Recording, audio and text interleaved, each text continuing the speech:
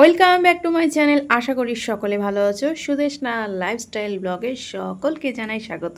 চলো বন্ধুরা, ব্লগটা শুরু করতে থাকি। সকাল সকাল লাল লাল চা, তার মধ্যে দিয়েছিলাম একটু তেজপাতা। তো বন্ধুরা, চা দিয়ে একদম কটা বাজে এখন বলো তো?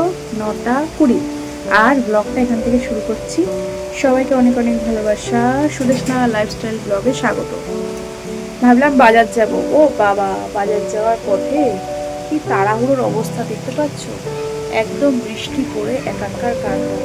তো দেখি থামলে যাব, তার কারণ সবসময় তো সময় পাই না, সময় পেলে তবেই তো যাব। আর রাস্তাঘাট পুরো ফাঁকা। যাই হোক, বৃষ্টি আসলে একটু পরিবেশটা ঠান্ডা হয়। সকাল সকাল বৃষ্টি দিয়ে শুরু করলাম। তোমরা কেমন আছো গো? দক্ষিণবঙ্গের লোক তো একদমই পুড়ে যাচ্ছে, যা খবর পেলাম। তো একটু চাই পে আড্ডা, চা আর বিস্কুট নিয়ে তোমাদের সাথে বকবকানি শুরু করলাম না বন্ধুরা, দিনটা স্টার্ট করলাম। আর দেখতে পাচ্ছ সাইডে পাখির আওয়াজ হচ্ছে। কাল না পরশু ফার্স্ট টাইম এই বিস্কুটটা ট্রাই করছি, চিনি দেওয়া বিস্কুট। ছোট্টবেলায় এরকম বিস্কুটের প্রতি মোহ আকর্ষণ সবই ছিল, কিন্তু যত বড় হচ্ছি ইচ্ছাগুলো আস্তে আস্তে কমে যাচ্ছে। যাই হোক, এটা সময়, কথাই বলে না যে সময়ে যেটা জরুরি। তো চলো ভিডিওটা এগোতে থাকি আর চায়ে চুমুক দিয়ে দিনটা শুরু করতে থাকি। তো লেটস গো। এরপর কি করি না করি সবটুকু তোমাদের সাথে শেয়ার করব।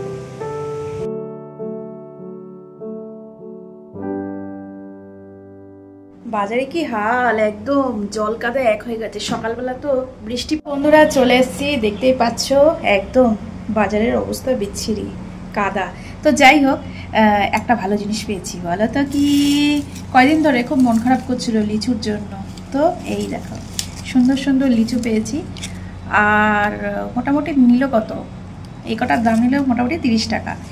আর বাজার থেকে নিয়ে এসেছি ছোটো ছোটো বাটা মাছ, অনেকদিন পর পেলাম। আর একটা ভালো জিনিস পেয়েছি, বলো তো কি? তো চলো বাজারটা কী কী নিয়েছে সেগুলো দেখাচ্ছি।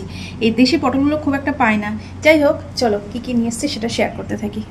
অনেক রকম জিনিসের মধ্যে একটু আম পেলাম, প্যাকেটটা আর খুলতে পারছি না। আম, আর এদিকে টুকিটাকি হচ্ছে লিচু তো পেয়েছি বলে আনতে পারলাম। আর একটু ঝিঙে পটল যা থাকে, একটু চাল কুমড়ো পেলাম। তো চলো ছোটো ছোটো যে মাছ নিয়ে এসছি, একদম রান্নাঘরেই চলো। এই দেখো বন্ধুরা, ভাত মানে হাঁড়িটা বসিয়ে দিয়েছি। আর এই ছোটো ছোটো মাছগুলো আজকে একটু অন্য ধরনের একটা রেসিপি করব। তোমরা কেউ খাও কিনা জানি না। ছোটোবেলায় বাটি চচ্চড়ি প্রচণ্ড পরিমাণে খাওয়া হতো, বিশেষ করে গরম ভাতের সাথে খেতে দারুণ লাগতো, টেস্টি টেস্টি। তো আজকে সেরকমই একদম বাটা পেলাম, তো বাজার থেকে কাটিয়ে নিয়ে এসেছি। আমি যদি এখন মাছ কাটতে চাই, ঘড়িতে এমনি বাজে 11টা, তাহলে আমাকে খেতে হবে না, রান্না করতে করতে দুপুর 2টোর ওপরে বেজে যাবে, বুঝতেই পারছো তো। তো চলো কড়াইটা বসিয়ে দিই। এবার যা যা করার, কিছু মাছ ভাজবো আর কিছু মাছ বাটি চচ্চড়ি করব। তো বাটি চচ্চড়ির রেসিপিটা কীরকম হয়, সাথে আর একটা আইটেমও করব। তো চলো এগিয়ে নিয়ে যেতে থাকে ভিডিওটা। আর ভাতের জল ফুটছে, ওরে বাপরে, চাল দেওয়ার সময় হয়ে এসছে। পোশাক এখনও চেঞ্জ করে নিয়ে বাজারে ড্রেসটাই করে আছি। চলো ধীরে ধীরে কাজগুলো এগোতে থাকি, ঠিক আছে?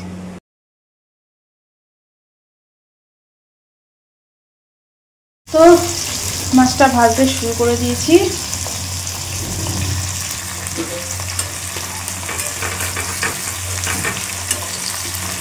গরম ভাতের সাথে এই বর্ষার দিনে মাছ ভাজা কিন্তু দারুণ লাগে। তো হতে থাকুক। তো বন্ধুরা চলে এসেছি, মাছ ভাজা কমপ্লিট। আর এই বৃষ্টির দিনে গরম গরম মাছ ভাজা দিয়ে দিব্যি কিন্তু ভাত খাওয়া হয়ে যায়। চলো আজকে স্পেশাল আকর্ষণ যেটা, তোমরা বাটি চচ্চড়ি এইভাবে কেউ খেয়েছো কি? আমাদের এটা দেশীয় খাবার বলা যেতে পারে। তো সেই জন্যই আজকে বাজার থেকে ছোট্ট ছোট্ট বাটা মাছ নিয়ে এসেছি। তো এর মধ্যে যেটা দিয়েছি, কাঁচা পেঁয়াজ, কাঁচা লঙ্কা, সামান্য হলুদ আর একটু লবণ। এটা জাস্ট সেদ্ধ হতে থাকবে। আর সব শেষে একটা স্পেশাল আইটেম দেব, সামান্য একটু কাঁচা তেল, তবেই টেস্টটা খুলবে। যাই হোক, এটা সেদ্ধ হতে থাকুক। এখনো ব্রেকফাস্ট করা হয়নি, চলো ব্রেকফাস্ট করতে থাকি।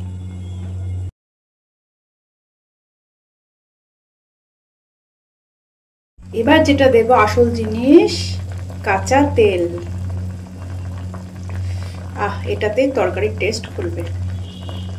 তো তোমরা এরকম একদম শরীরের পক্ষেও ভালো এই রেসিপিটা। বন্ধুরা তোমরা এই রেসিপিটা ট্রাই করতে পারো। চলো আমার তরকারি প্রায় হয়ে এসছে, এবার নামিয়ে নেব। আর একটা অন্য রেসিপি, তার জন্য হচ্ছে পেঁপেগুলোকে ছোট ছোট করে কেটে নিয়েছি আর ছোলা ভিজিয়ে দিয়েছিলাম। তো ছোলা ভাজা হয়ে গেছে, দেখাই যাক কীরকম হয়। নিরামিষ রান্নার সময় খুব একটা করতে সময় লাগে, কিন্তু খেতেও ভালো। তো চলো এগিয়ে নিয়ে যেতে থাকি রান্না। কর্মব্যস্ততা কতদূর বুঝতে পারছো। যাই হোক, সবজিগুলো সব সাজিয়ে গুছিয়ে নিলাম, আর এক হাতে লঙ্কা বোটাগুলো ছাড়িয়ে রাখছি। তাতে কি হবে, অনেক দিন ধরে থাকবে।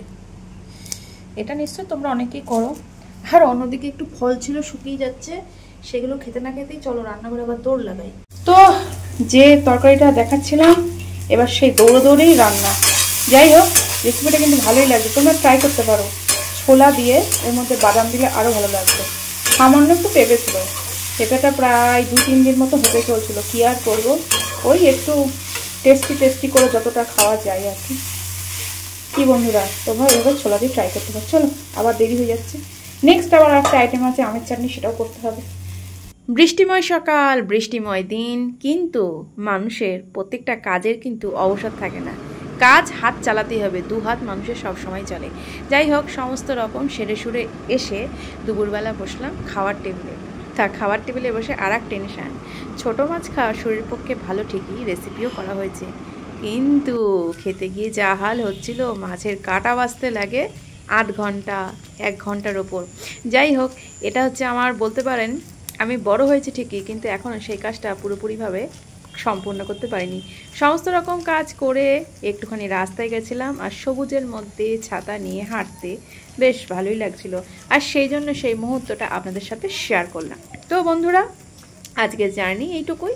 সকলকে অনেক ভালোবাসা, টাটা। পরবর্তী ভিডিওতে দেখা হচ্ছে, বাই বাই।